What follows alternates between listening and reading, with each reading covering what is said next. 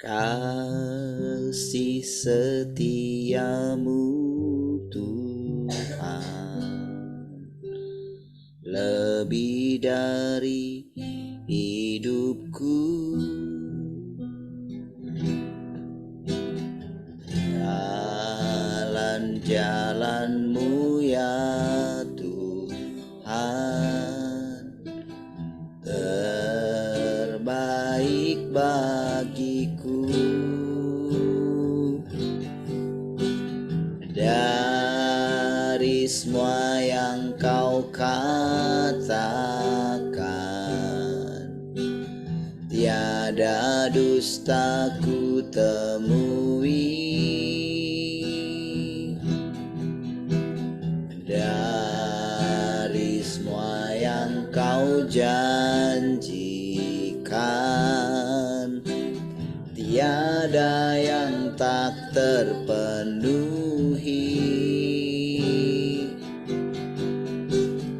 Andaikan ku harus memilih, tetap hatiku padamu, tak satu pun dapat menggantikanmu. Hanya kau yang berarti bagiku, lebih dari semua yang ada. Kaulah segalanya bagiku, tak ingin ku berpaling darimu selamanya. Ku akan menyembahmu Tuhan. Kasih setiamu Tuhan, kasih setiamu Tuhan lebih dari hidupku. Jalan-jalanmu ya Tuhan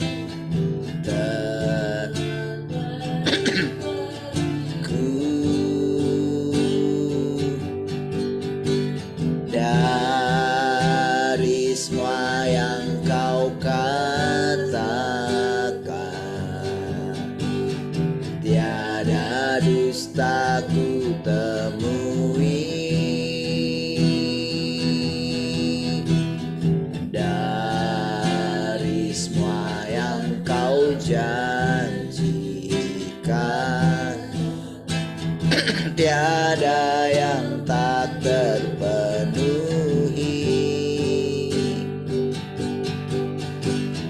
Andaikan ku harus memilih, tetap hatiku padamu, tak satu pun dapat menggantikanmu.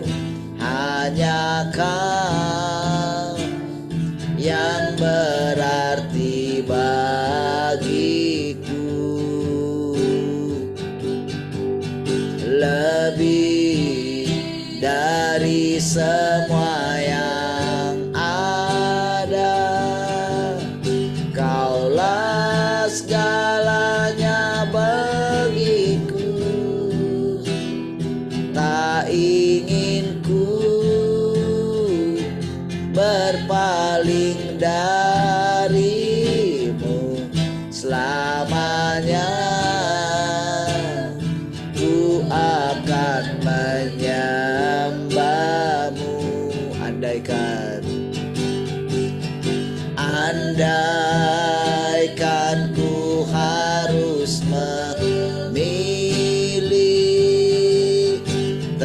Tetap hatiku padamu, tak satu pun dapat menggantikanmu. Hanya Kau yang berarti bagiku, lebih dari semua yang ada. Kaulah segalanya bagiku, tak ingin ku berpaling darimu selamanya. Ku akan menyembahmu, Tuhan. Tak ingin ku berpaling darimu selamanya.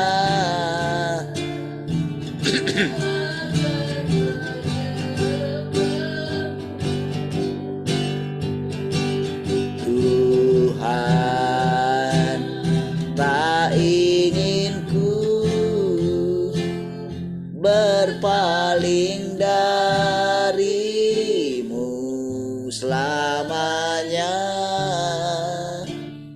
Ku akan menyembahmu, Tuhan.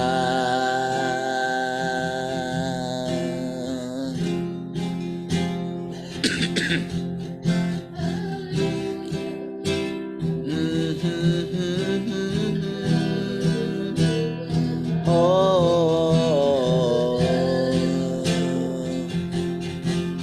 tak ingin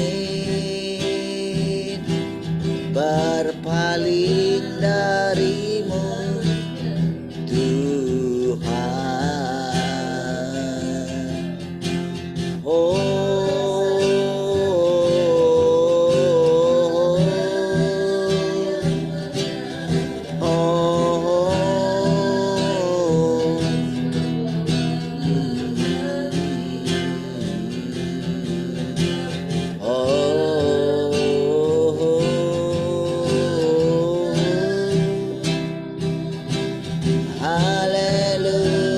Haleluya.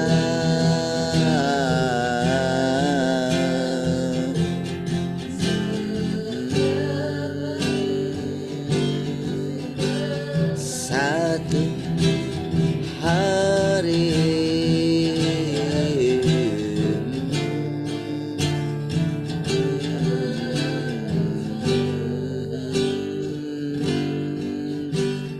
ku melupakan yang di belakangku.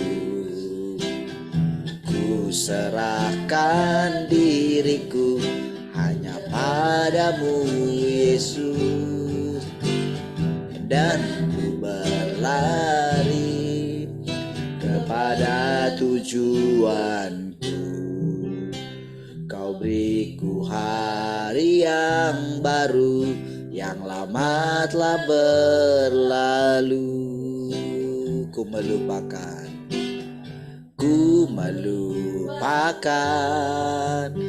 yang di belakangku.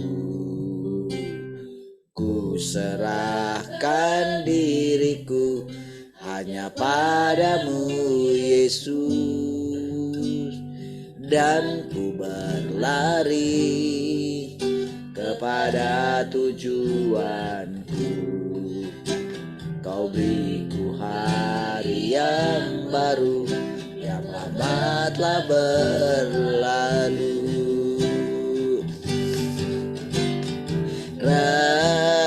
Rencanamu, oh Tuhan, indah bagiku, tak terbatas oleh pikiranku.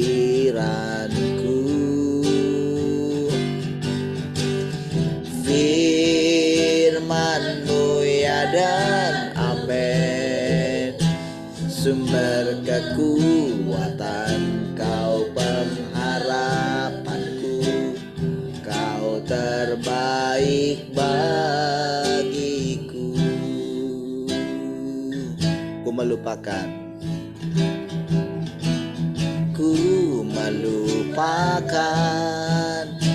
yang di belakangku. Ku serahkan diriku hanya padamu Yesus, dan ku berlari kepada tujuanku. Kau beriku hari yang baru, yang lama telah berlalu. Rencana-Mu oh Tuhan, indah bagiku, tak terbatas oleh pikiran.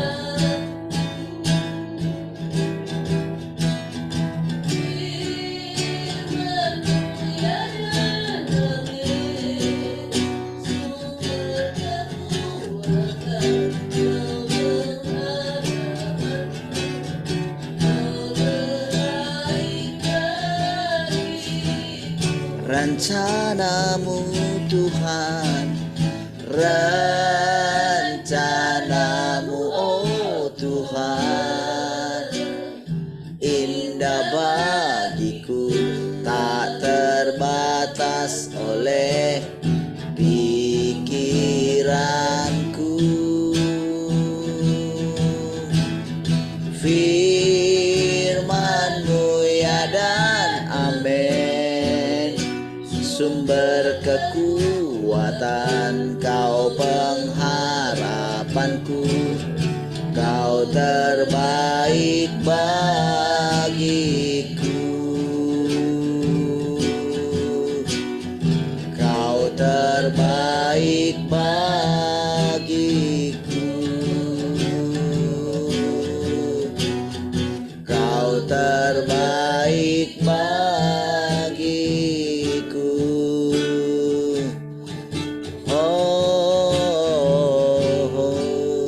Kau terbaik bagiku.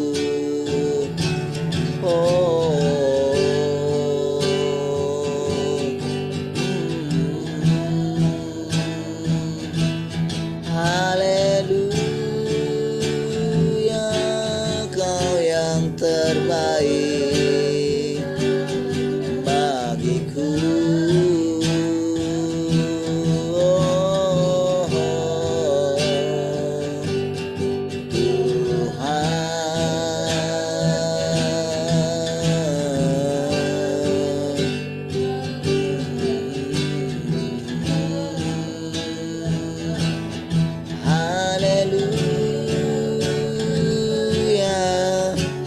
Terpujilah Tuhan selamanya.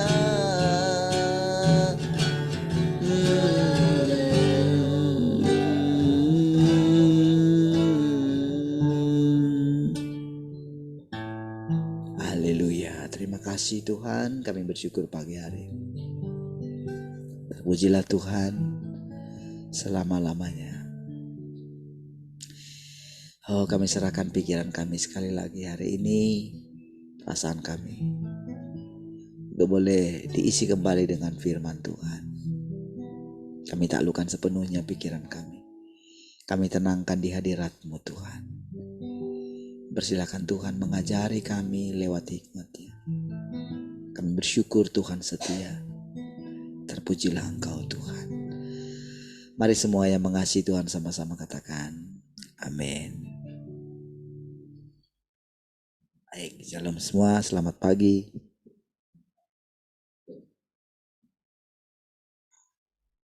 Shalom, selamat pagi semua. Shalom, selamat pagi. Shalom, selamat pagi semua.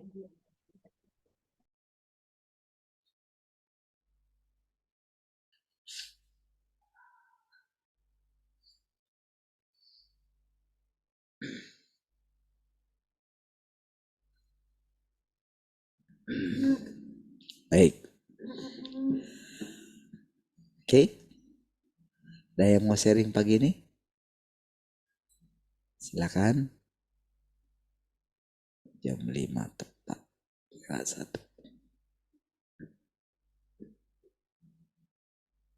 Ya, silakan yang mau sharing.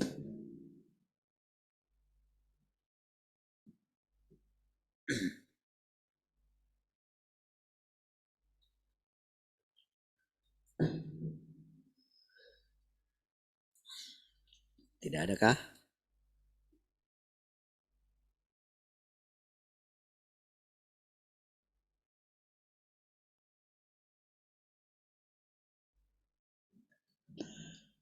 Oke, kalau tidak ada,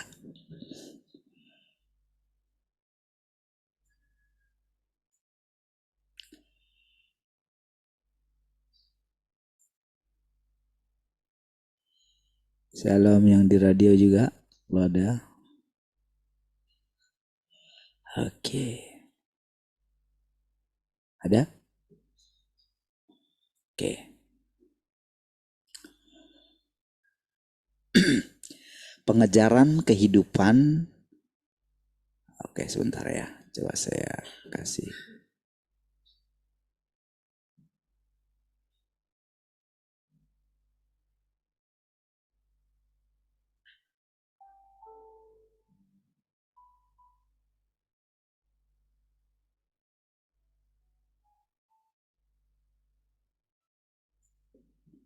Oke.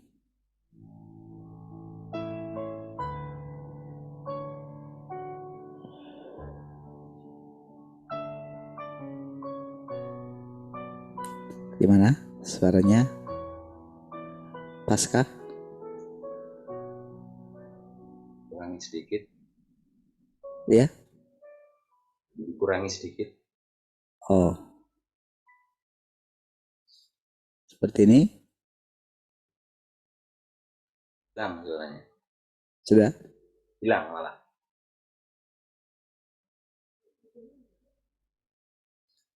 Nggak Yang ada lain gimana? backsoundnya nggak ada. Oh, nggak ada.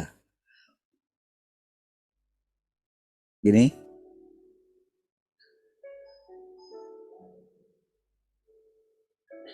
Sudah? Sudah kedengaran ya? Di situ mah nggak kedengaran. Iya. Hah? Iya. Tapi biasanya yang di luar sana sudah oke. Kalau dengan suara saya, dia masih kedengaran? Sedikit? Terlalu Sudah. kecil. Pakai kode aja. Terlalu kecil. Oh, baik. Gini? Oke. Cek 1 2. Puji Tuhan. Oke, baik. Oke ya. Pengejaran kehidupan bukanlah sesuatu yang dapat diburu-buru. Langsung gitu ya. Kalau saudara dengar satu kalimat ini. Iya ya, gitu. Karena ini mengejar kehidupan. Karena ya memang kita ini memang sedang dibawa ke apa ya? Kepada kehidupan yang sesungguhnya gitu. Kehidupan yang normal. Manusia yang normal. Jadi dengan satu perkataan ini saudara, ini membuat kita itu bisa tenang gitu. Gak ada yang perlu kita buru-buru gitu.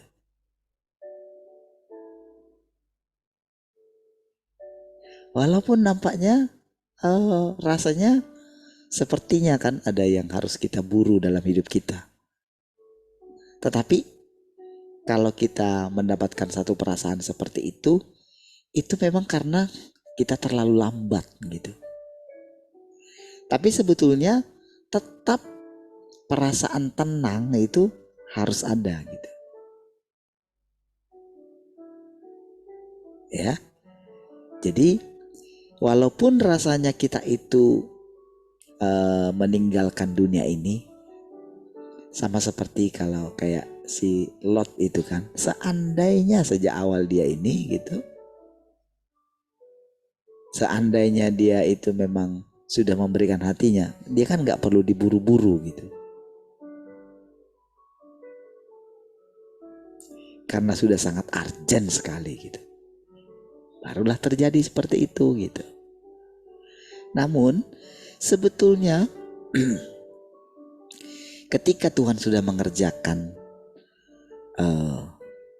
ketika kita sudah sampai pada pekerjaannya gitu, jadi ketika orang sadar itu bahwa Tuhan berdaulat atas segala sesuatu gitu ya, ketika kita sudah menyadarinya dan hidup kita itu ada di tangan Tuhan gitu, ketika kita sudah menyerahkan hati kita, ketika kita sudah bertobat gitu, ketika kita sudah memahami arti semua hal-hal yang mendasar itu, maka di posisi manapun kita berada, justru ketika kita dalam keadaan tenang menjalaninya semua, kita sudah melakukan progres dalam pengejaran kita akan Tuhan gitu. Jadi saudara, justru kita kelihatannya seperti lambat menurut dunia ini gitu. Seperti lambat, seperti tidak melakukan apa-apa gitu. Seperti tidak memberikan kontribusi apa-apa untuk kerajaannya. Saudara, ada perbedaan yang sangat kontras antara Paulus dan Petrus. Menurut manusia, Paulus itu jauh lebih hebat daripada Petrus menurut kontribusi yang telah diberikannya. Tapi menurut Tuhan, Petrus jauh lebih berkenan daripada Paulus. Itu perbedaan.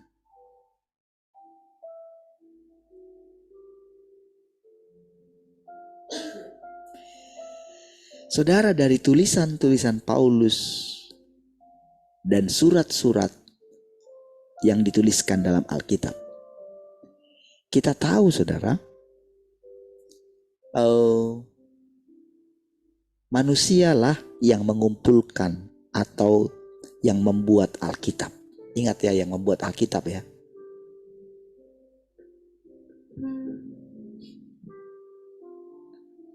Itu kan dalam satu rapat konsili gitu.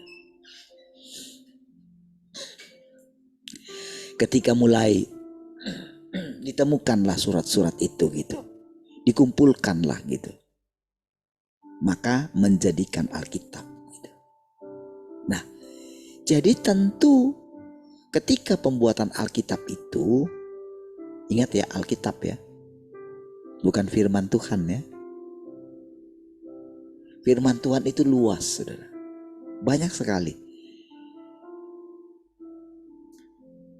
Seluruh kisahnya Yesus saja kalau dimasukkan di dalam Alkitab, kata Yohanes, tidak akan cukup. Kitab manapun tidak cukup memuat katanya, kalau dituliskan semua kisah-kisah baru yang dilakukan oleh Yesus gitu. Apalagi dengan kisah-kisahnya orang lain yang dimasukkan atau dikanonkan menjadi Alkitab. Jadi ada peran manusia di sana. Dari situlah kita melihat kenapa Paulus itu dari jumlah suratnya yang banyak,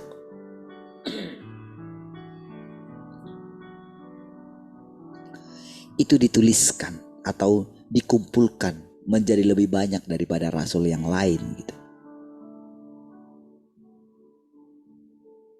Karena pada waktu itu, jadi kan penulisannya kan atau pengumpulan menjadi kitab itu kan baru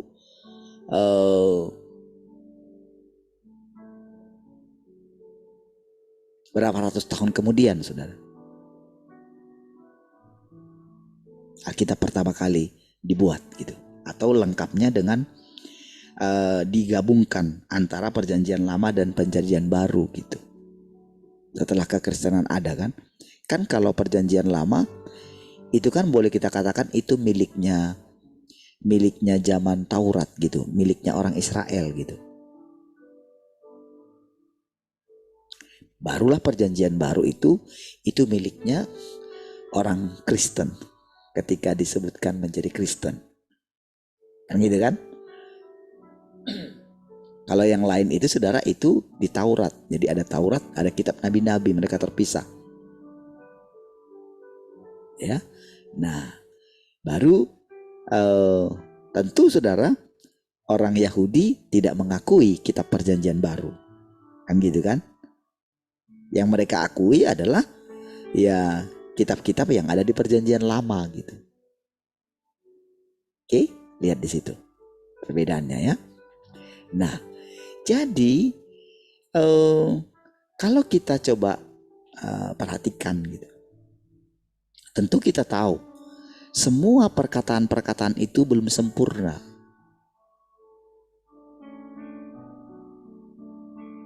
Jadi masih banyak sekali perkataan-perkataan yang harus disampaikan oleh Tuhan Yesus pada waktu itu juga.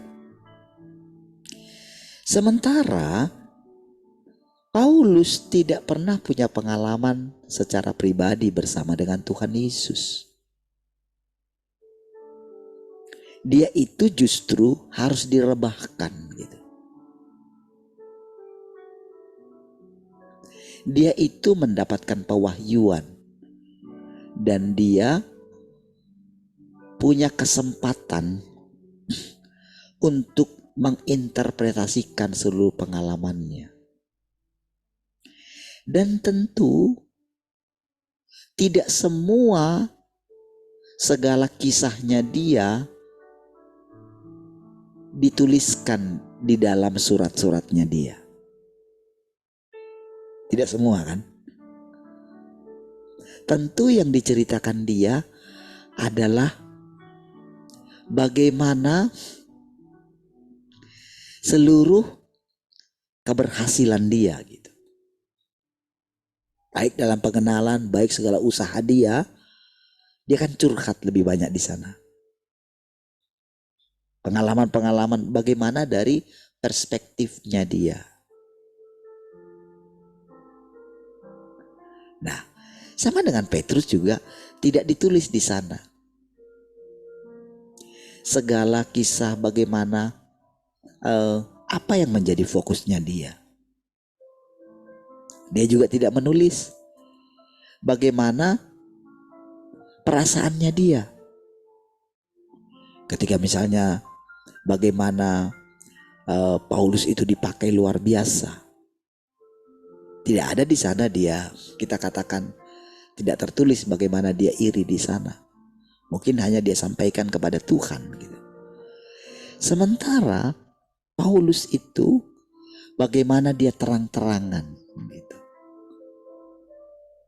Di hadapan orang banyak. Menegur Petrus. Ya, kemunafikan dia katanya. Tetapi kalau kita belajar mendengarkan bagaimana Tuhan mengadili di antara keduanya itu, barulah kita akan mendengarkan pengadilan yang adil gitu. Penghakiman yang benar gitu. Siapa yang berkenan menurut dia? Tentu saudara, Tuhan itu tidak melakukan penghakiman yang keliru. Tentu ketika melihat dari hatinya.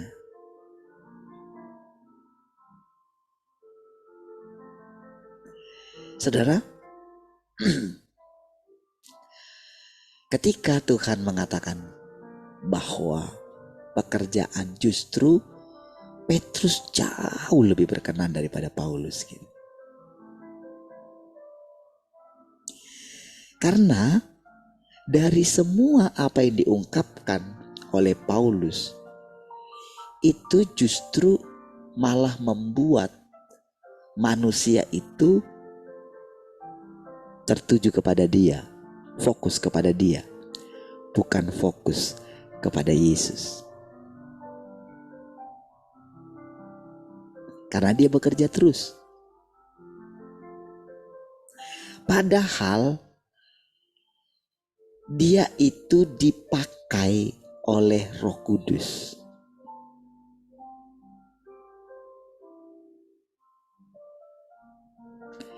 Jadi anugerah daripada Tuhan untuk dia melakukan segala pekerjaannya itu berlimpah. Tetapi saudara, yang jadi masalah adalah dia tidak mengejar kehidupan yang sesungguhnya. Mental budak, mental pekerja, itulah yang dimiliki oleh Paulus. Karena dia selalu menghitungnya dengan upah.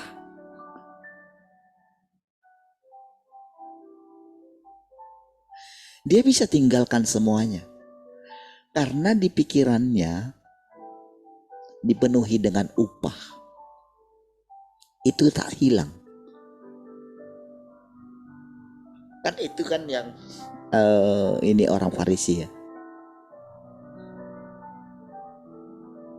Ciri khasnya orang Farisi itu saudara. Dia gak peduli. Yang penting mentaati Taurat. Sama. Tapi dia gak mengejar kehidupan saudara. Dia tidak mengejar perubahan watak. Dia tidak belajar tentang segala penghakiman Tuhan yang ditujukan kepada dia. Dia gak benar-benar belajar kalau dia itu harus memperoleh kehidupan gitu. Dia terlalu tinggi.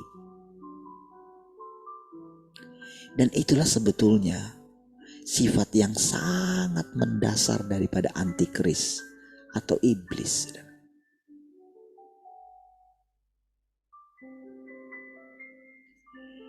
Memang saudara, dia tidak pernah mendengarkan perkataan Tuhan Yesus yang langsung yang mengatakan kalau dia iblis.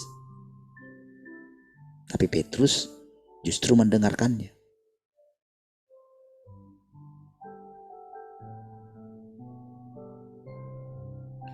Tapi bukan berarti dia itu lebih baik daripada Petrus.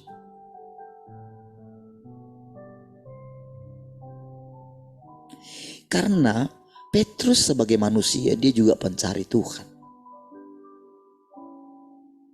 Sama seperti Paulus. Bahkan dia berani meninggalkan orang tuanya.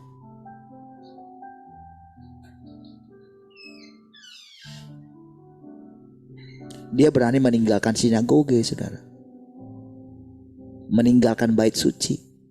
Karena dia kecewa dengan orang-orang Farisi yang hidupnya munafik gitu. Karena dia sejak awal pengejar kehidupan. Makanya dia sudah lama kagum dengan Tuhan Yesus. Makanya ketika Tuhan datang kepada dia, dia merasa tidak layak. Aku tidak layak Tuhan, aku orang berdosa. Ketika Tuhan pertama kali memanggil dia. Jadi lihat, ketika Petrus mendapatkan pewahyuan kalau Yesus adalah Mesias, dia akan mendapatkan pewahyuan. Dan Yesus yang mengatakan itu sendiri. Bukan Petrus loh. Tetapi Paulus mendapatkan pewahyuan, mendapatkan perjumpaan. Itu kan dia yang mengatakan kan. Betul nggak? Kan dia ceritakan.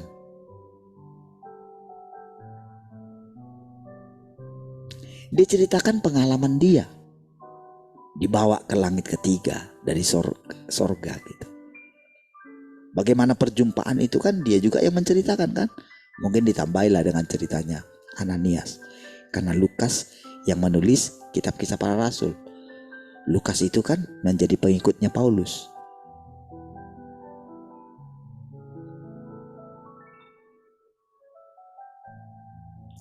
Jadi saudara, dari sana kita melihat perbedaannya. Kalau Petrus bisa menjadi iblis, kan Yesus sendiri yang mengatakan toh, itu asli kan, bukannya itu kan ditulis oleh keempat Injil gitu, atau 2 Injil atau berapa ya, ditulis jelas itu kalau Petrus adalah iblis gitu. Tentu kan dia merenung. Walaupun dikatakan iblis, dia tidak lari kan.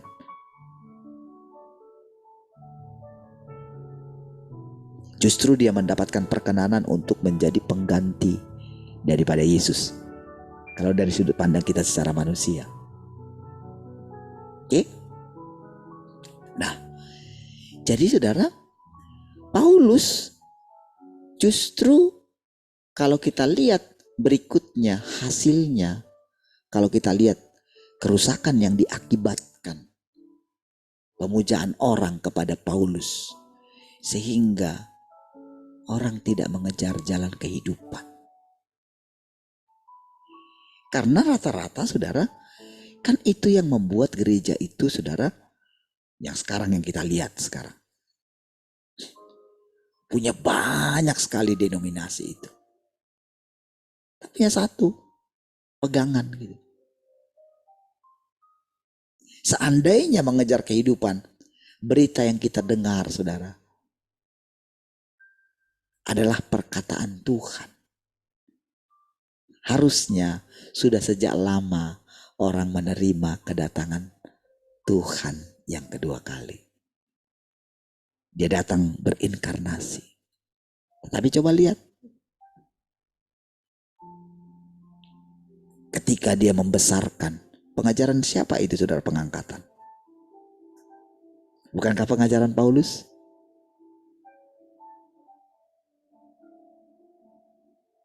Orang sampai mati tidak terangkat. Generasi berikutnya tetap pegang teguh doktrin itu. Masalahnya di mana?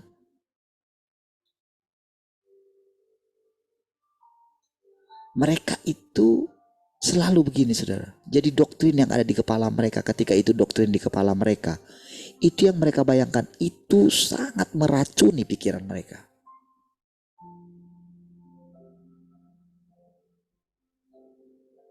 Kamu dengar nanti akan terjadi begini. Tidak semua kamu akan mati binasa. Itu selalu didengung-dengungkan. Bahkan dibuat menjadi pengakuan iman. Akan mengangkat kita. Bahkan dibuat menjadi doa berkat kan gitu kan. Sampai dia datang menjemput kita di awan-awan yang permai. Meracuni. Sementara orang tidak pernah mengalami perubahan dalam wataknya.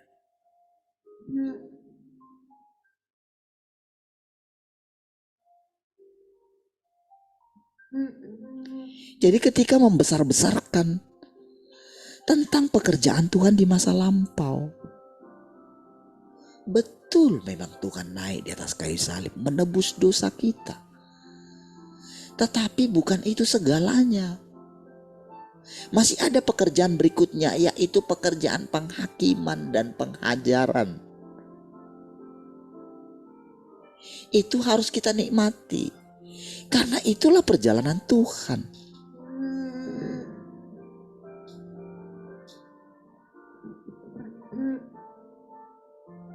Dan Tuhan tidak tinggal di kuburan. Dia bangkit.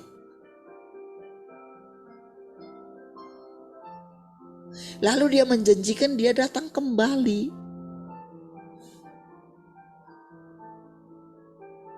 Tapi lihat dia datang kembali. Bagaimana dia datang kembalinya? Dia sekali lagi kan ditolak oleh manusia kan?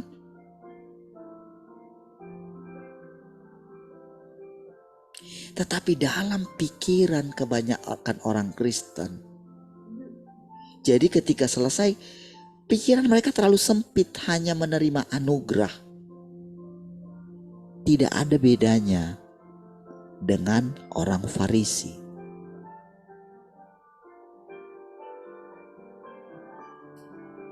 Supaya tidak ini ya.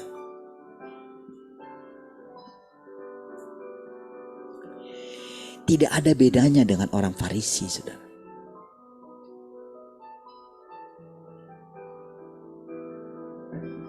Jadi orang Kristen itu hanya bangga punya Tuhan Yesus gitu. Selalu menyebut Tuhan Yesus. Gereja misalnya, kemana pergi.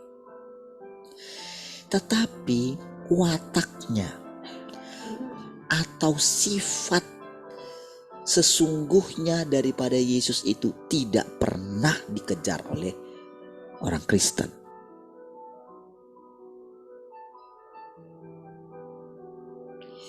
Orang Kristen memanfaatkan korban Tuhan Yesus. Lalu selalu menggadang-gadang membuat dirinya lebih baik daripada agama lain. Padahal Tuhan Yesus tidak mengajarkan begitu.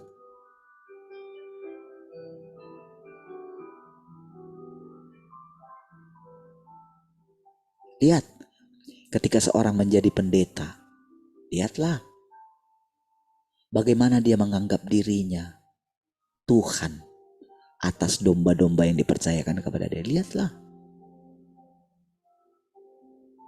bagaimana memperkaya dirinya.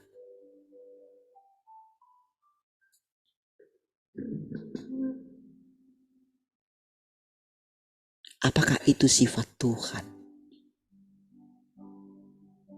Tidak kan?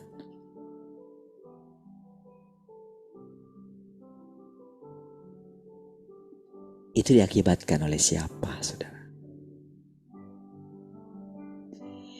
Jadi ketika harusnya lewat perjalanan daripada kehidupan Paulus, itu kan di akhir daripada pelayanannya, lihat bagaimana kan dia curhat kan, semua sudah meninggalkan dia kan, itu kan.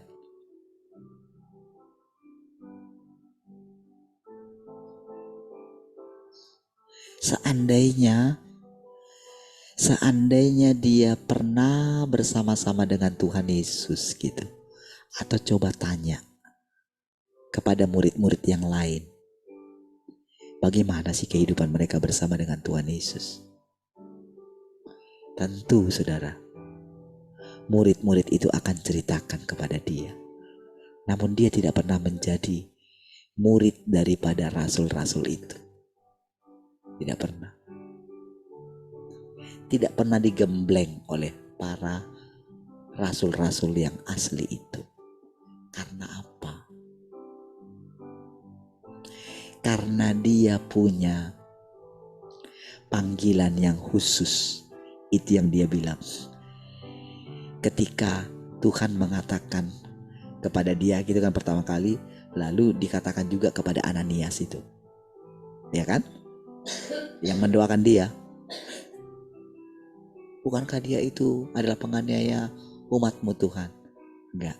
Aku punya pekerjaan yang besar akan dia gitu. Kan dia terus terobsesi dengan itu. Situ saudara masalahnya. Sementara murid-murid yang lain punya kehidupan yang ditunjukkan oleh Yesus. Itu dasar yang kuat mereka, saudara.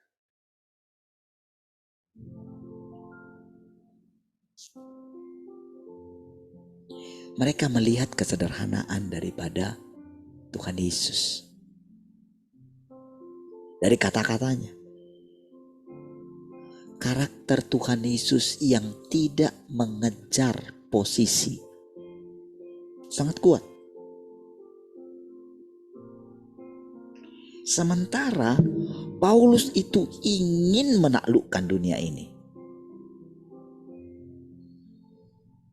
Iya, makanya dia sampai pergi kemana-mana.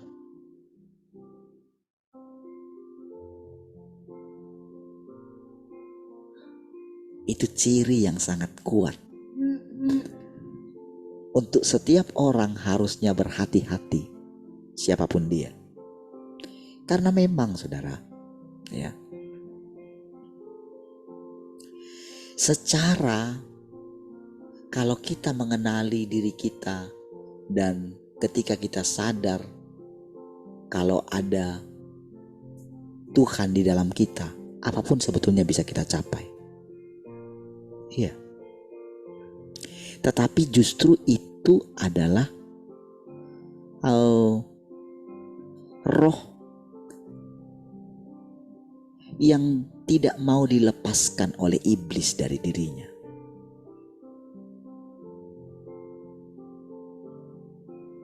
Dia terlalu meninggikan itu dan dia tidak mau kalau suatu saat Tuhan mengambil itu daripada dirinya. Wibawa. Orang harus memuji dia.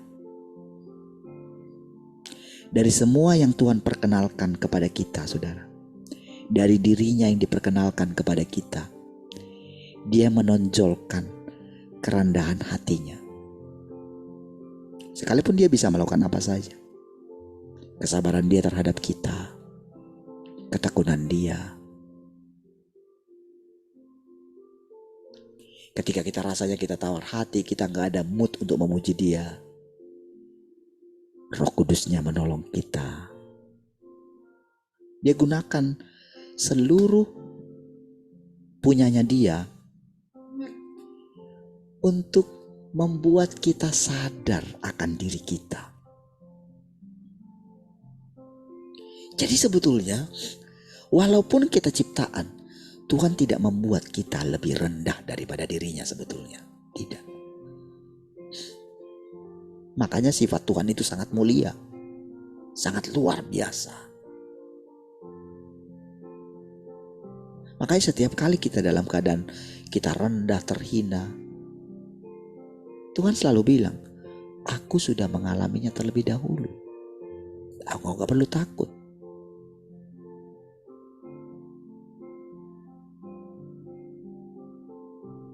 Makanya dia wanti-wanti ketika seseorang itu mencapai satu pengetahuan yang sangat tinggi tentang Tuhan. Itulah yang dialami oleh Paulus. Makanya sampai dia berani bilang, kalau ada orang yang memberitakan Injil yang berbeda dari yang kuberitakan, terkutuklah dia, sekalipun dia itu malaikat dari surga. Bayangin tuh. Apa gak ngeri perkataan itu?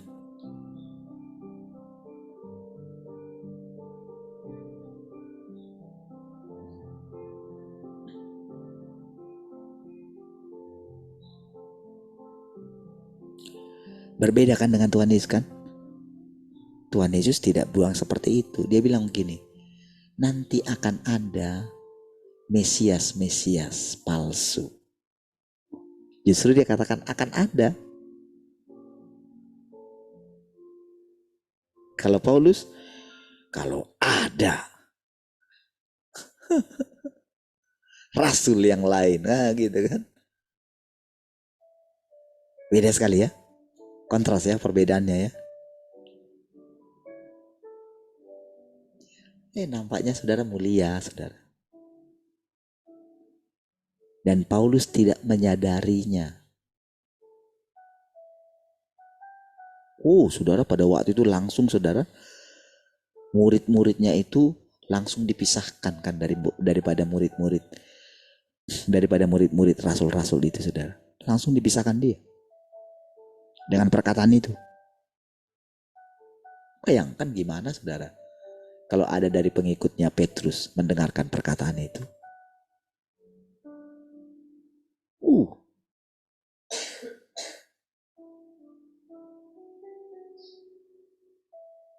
Kan seperti itu kan cikal bakal perpecahan kan. Cikal bakalnya kan semua kan dari situ kan. Kita yang benar. Ini yang benar. Dia ceritakanlah kisahnya. Wow saudara. Kan pada waktu itu kan belum ada saudara. Siapa yang bisa menghakimi manusia? Apakah Paulus bisa menghakimi dirinya sendiri? Mana mungkin. Harus orang yang lebih tinggi. Harus Tuhan kan? Kan sudah diwanti-wanti kan? Manusia tidak bisa. Jangan kamu menghakimi. Kalau manusia.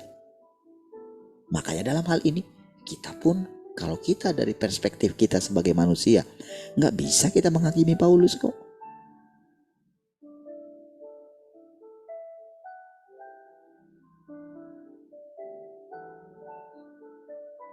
Tapi tahukah saudara pengajaran itu akibatnya rentetan ke bawahnya. Wah itu sangat merusak sekali.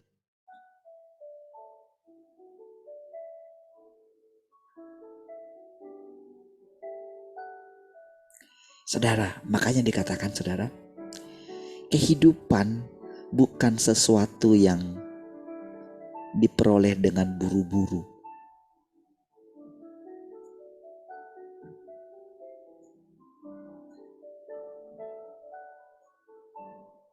Pengejaran kehidupan bukanlah sesuatu yang dapat diburu-buru.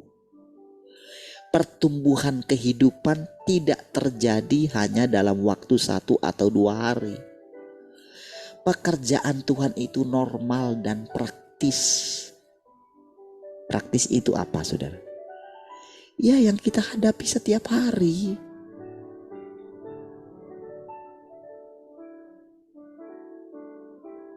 Kehidupan kita yang kita jalani. Pekerjaan kita. Keluarga kita. Orang-orang yang kita hadapi setiap hari. Bagaimana kita menghadapi?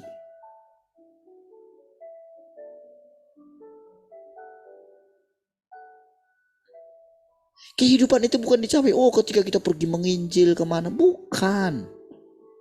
Melakukan mujizat. Bukan.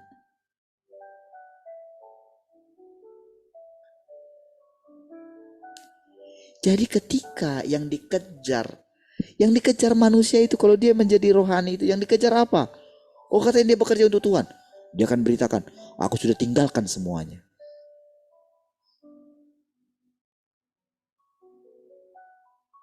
Apakah upah kami?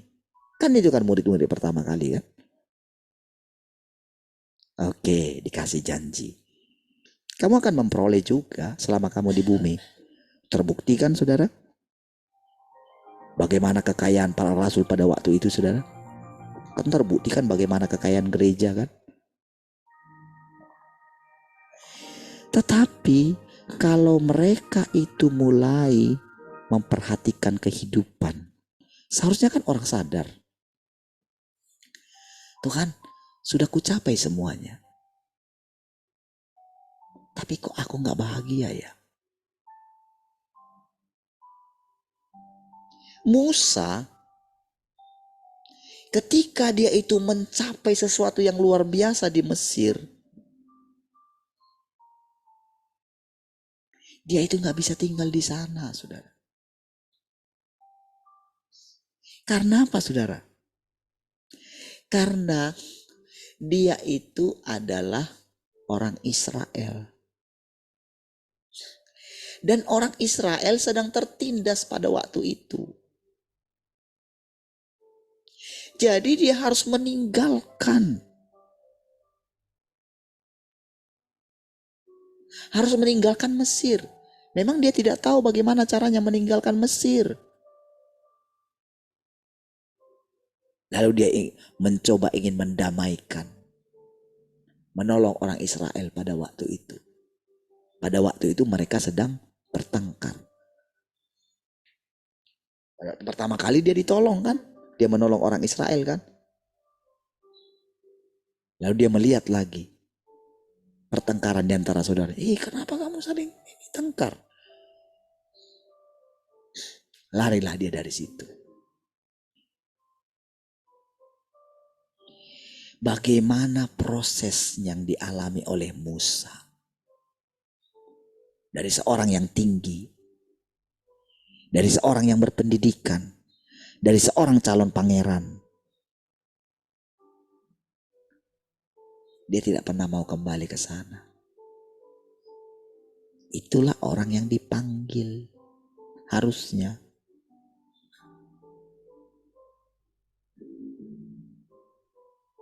Harusnya setiap orang yang dipanggil ketika sudah mencapai itu. Harusnya kan gusar gitu. Dengan firman Tuhan yang mengatakan berbahagialah orang yang miskin. Kan gitu kan.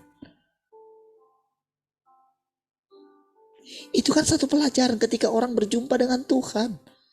Harusnya kan orang yang lelah. Kan Tuhan mengatakan, marilah kepadaku yang letih, lesu dan berbeban berat. Kan sebetulnya harusnya kalau setiap orang menyadari. Kalau setiap para hamba Tuhan menyadari tentang dirinya. Harusnya kan dia datang. Harusnya kan dia mesti rela menjual segala yang dia punya.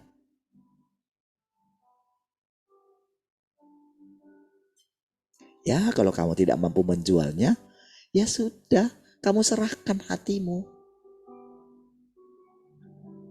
Dan lihat hal apa saja yang terjadi dalam dirimu ketika engkau pengen kembali kepada Tuhan.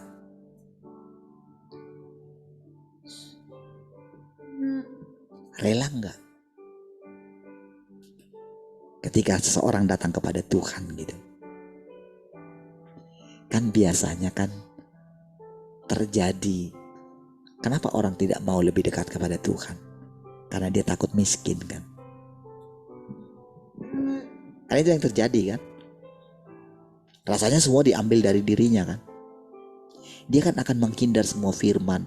Seperti yang dialami oleh Abraham. Yang dialami oleh Ayub. Kan dihindar itu kan.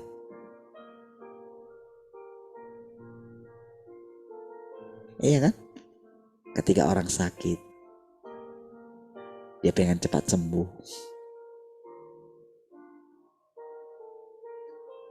Dia ingin keluar dari keadaan itu. Orang tidak mau menderita. Apa yang dipikirkan orang? Kalau mau mengikut Tuhan, dirinya.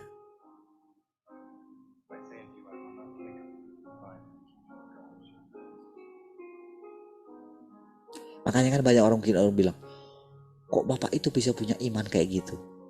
Iya. Kenapa saya bisa punya iman seperti itu? Ya karena sudah terbiasa menderita. Mau. Iya kan? Cobalah. Kira-kira kalau saudara adalah saya. Ketika diperhadapkan dengan keputusan. Harus keluar dari tempat yang nyaman. Sementara punya anak 3 gitu. Oh pada waktu itu saya tidak tahu bisnis loh. Nggak tahu saya. Iya nggak tahu.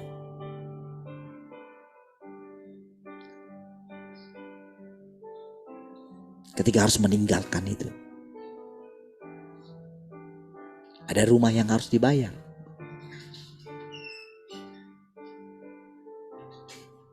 Anak sudah sekolah. Siapa yang mau?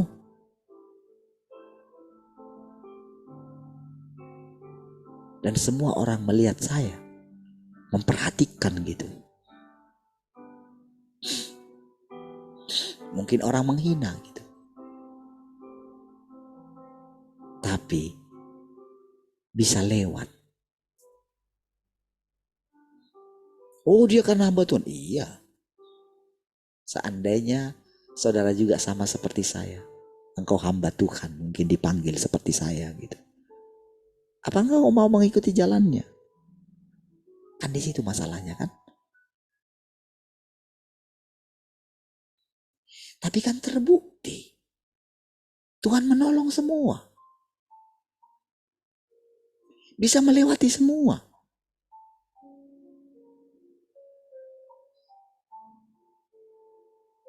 Apakah Tuhan pernah meninggalkan kita? Apakah Tuhan pernah meninggalkan saya? Lalu pertanyaan berikutnya, apakah saya sudah lebih baik dari saudara?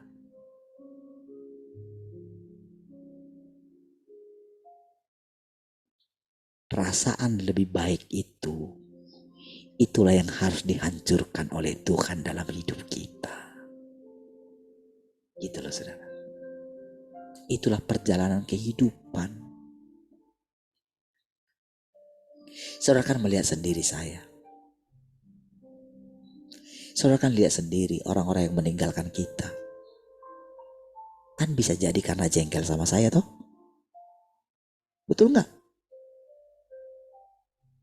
Bukankah karena mereka merasa lebih baik dari saya? Bukankah karena mereka tidak mau menurut kepada saya? Tapi bukankah itu Tuhan izinkan? Betul nggak?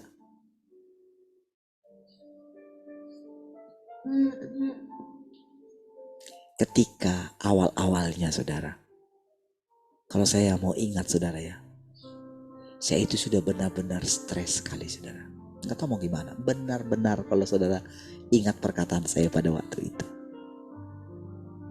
Saya pengen lari gitu. Tapi kemana saya dapat pergi?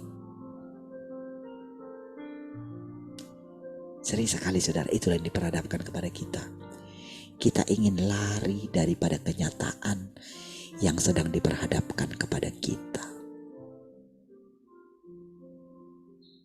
Memang benar saudara, Tuhan menyingkirkan saya dari sana. Mengeluarkan saya dari tempat yang nyaman itu.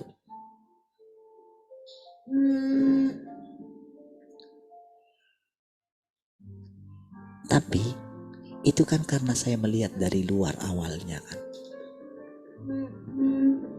Ketika saya mulai melihat kemunafikan, ketika saya melihat ketidakadilan, kan gitu kan. Kan saya berusaha. Kan karena saya tempatkan diri saya, coba kalau saya pendoa itu. Kan karena saya menempatkan diri saya sebagai pendoa yang teraniaya kan.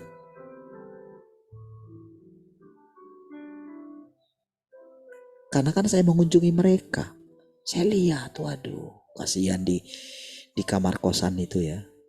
Wah, ketika saya bawa Pak Dokter ke sana. Sekarang sudah menjadi gembala besar itu. Saya bawa. Wah, dia kasih obat gitu ya. Lalu saya curhat gitu, kepada pemimpin kita gitu. Karena itu yang membuatkan seperti Musa tadi loh saudara. Karena Musa itu sadar dia itu orang Israel gitu loh.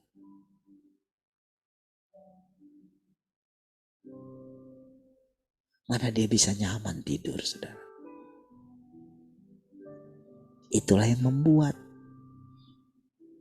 Jadi sebetulnya tanpa sadar Tuhan datang kepada diri kita, diri saya gitu loh. Itu aku loh. Pendoa yang sedang sakit itu aku loh. Kira-kira kayak gitu loh.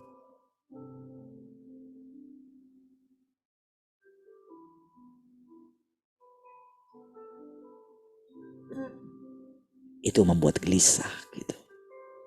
Tapi itulah panggilan Tuhan. Maukah engkau mengikuti jalanku? Itulah jalan yang harus saya lewati. Tapi saudara lihat bagaimana saya membenarkan diri saya. Terus ketika saya khotbah, saya menghakimi semua pendeta kan. Betul enggak? Tapi apakah saya lebih baik dari mereka? Tidak juga ternyata.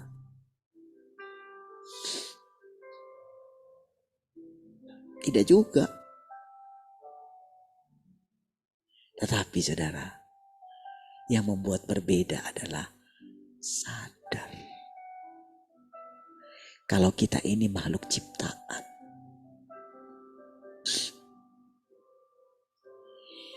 Kita diubah, saudara.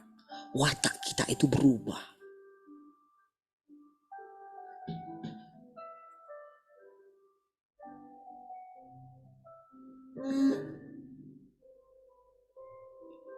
Yang sering menonjolkan diri diubah. Tahu enggak? Aku itu pencipta. Apakah aku seperti kamu? Apakah aku pernah mau memaksa engkau untuk menyembahku, untuk taat kepadaku? Tidak kan?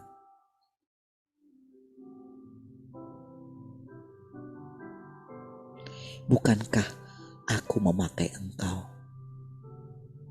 Bukankah sebetulnya aku yang hidup di dalam engkau?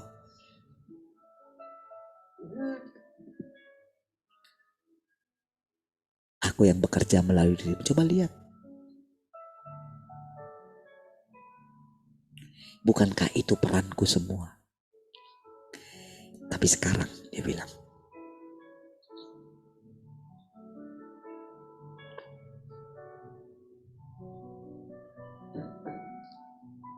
kenapa aku harus meninggalkan engkau? Kenapa ada masa aku meninggalkan murid-muridku?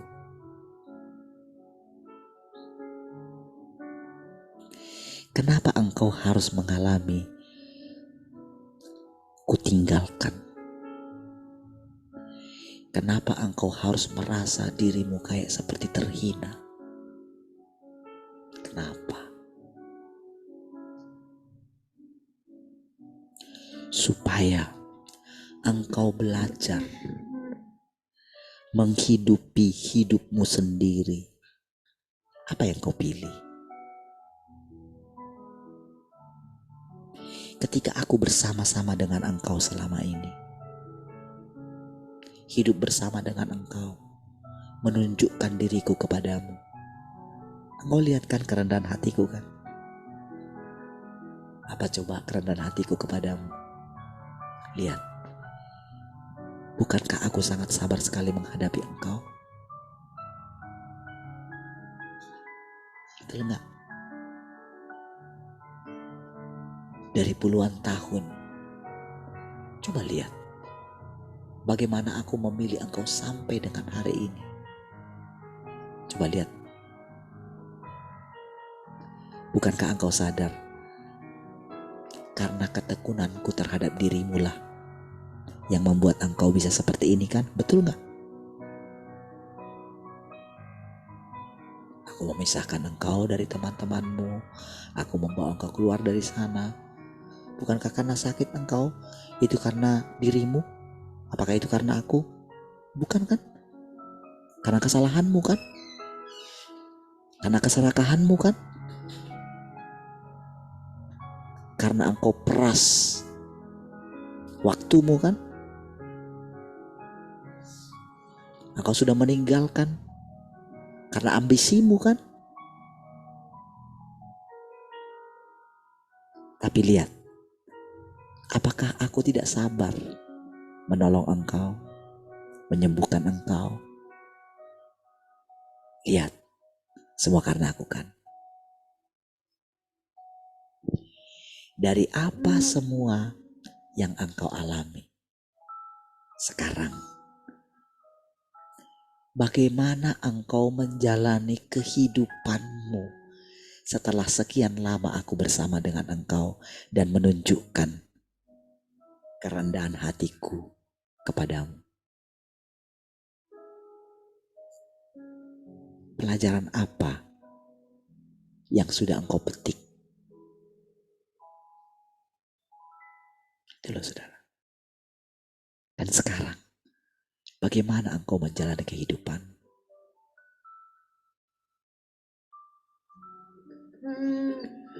Oh, mungkin engkau akan berkata, engkau harus terus beserta aku dan aku Tuhan. Sama seperti Musa kan. Kalau engkau menyuruh malaikatmu, lebih baik aku gak jalan. nggak mau jalan gitu kan. Sama, engkau juga meminta perkenananku teruskan mencari. Tapi itu belum kehidupan yang tertinggi. Iya, engkau mesti mengandalkanku. Iya. Tetapi bukan berarti kehidupan yang tertinggi aku menggantikan hidupmu. Bukan. Bukan itu kehidupan yang tertinggi. Itu fase memang yang harus kamu lalui.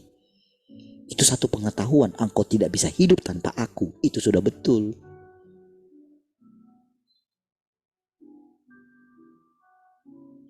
Tetapi apakah semua yang engkau hidupi itu dariku? Apakah itu menjadi watakmu? Gitu.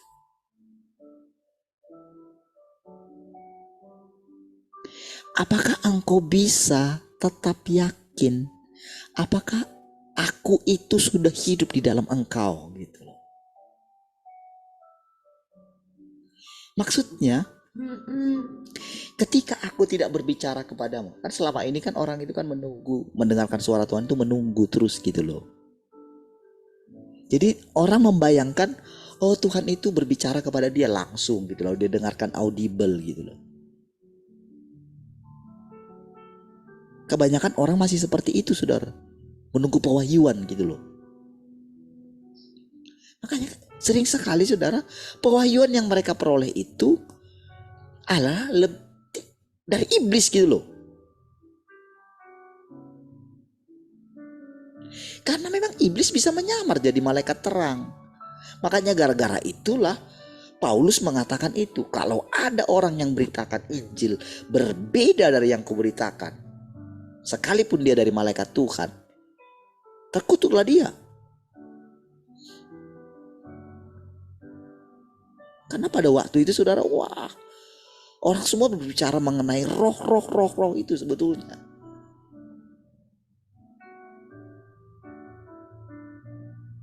Maka disitulah kita, saudara, sudah sampai pada tingkat yang kalau ingat gitu ya, sudah tingkat parah sebetulnya kita, saudara, di RTM itu, saudara.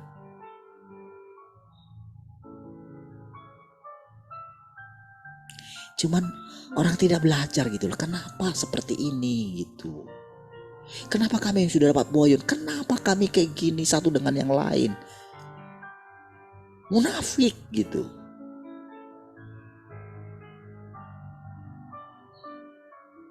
Kenapa bisa seperti, kenapa tidak sadar gitu? Kenapa kehidupan Yesus yang rendah hati, yang kenapa tidak ada gitu? Kenapa orang menonjolkan hal-hal roh itu? Sementara sifat asli Tuhan tidak kelihatan, yang rendah hati. Padahal sudah banyak mengalami parah gitu. Oh saudara, kalau saya tidak mulai sadar gitu ya ketika melihat yang pada mati gitu ya. Wah, itu terpukul sekali sebetulnya. Tapi kan nggak tahu.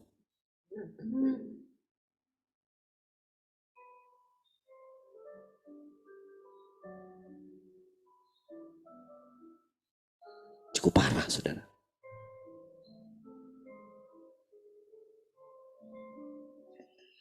Saudara,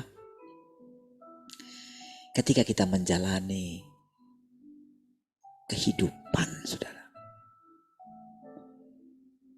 ketika Tuhan bilang begini, Dia sudah datang kedua kali. Tapi kan kita selalu begini, mana dia? Bukan itu masalahnya. Karena Tuhan itu sebetulnya juga adalah roh. Kan dia juga mengatakan dia mengetok pintu. Kalau sudut pandang kita itu Tuhan itu roh, maka kan dia mengetok hati kita setiap hari. mau makan bersama dengan kita. Kalau kita benar-benar merindukan Tuhan, dari kenyataan yang kita jalani hidup kita, apakah kita berikan waktu kita kepada Dia? Apakah kita pernah serius? Saya sudah cerita banyak seperti itu kepada saudara. Cerita banyak setiap kali berbicara dengan Tuhan. Tuhan berbicara kepada saya gitu. Apakah saudara tidak tergugah gitu? Kalau saya sudah ceritakan semua bagaimana Tuhan selalu menolong saya gitu. Masa saudara tidak percaya? Lalu kenapa saudara takut menjalani kehidupan seperti yang saya jalani? Kenapa saudara takut? Cobalah saudara jawab sendiri.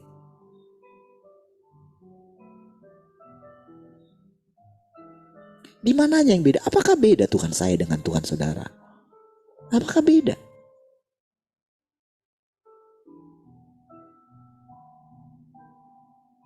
Nggak beda harusnya kan? Sama kan? Apakah saya tidak sama dengan saudara? Sama kan? Saya kan tidak lebih baik dari saudara toh? Tidak lebih baik kan? Karena memang Tuhan mengatakan semua manusia rusak. Tidak ada orang yang mengasihi Tuhan. Karena firman itulah yang membuat saya belajar mengasihi Tuhan gitu loh. Karena firman itu yang mengatakan tidak ada seorang pun yang mengasihi aku. Saudara percayakah? Gak usah tanya orang lain lah gitu kira-kira Tuhan bilang. Tanyalah dirimu, apakah engkau mengasihi aku? Tertunduk gak saudara? Tertunduk kan? Tuhan baru singkapkan dikit loh. Coba sikapmu seperti ini. Coba lihat. Apakah itu membuktikan engkau mengasihi aku? Kalah lagi kita. Baru sedikit loh. Kita menjadi lesu. Aduh, memang gak bisa ya Tuhan.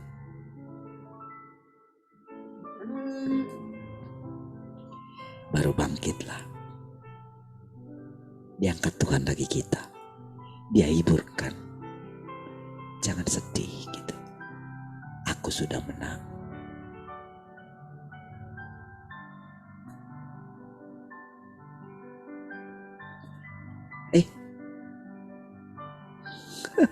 Sorry gak saya lihat. Baik saudara, besok kita lanjutin lagi ya. Kalau gak dibilang sudah lewat 4, saya gak tahu. Haleluya. Mari kita berdoa saudara. Terima kasih Tuhan.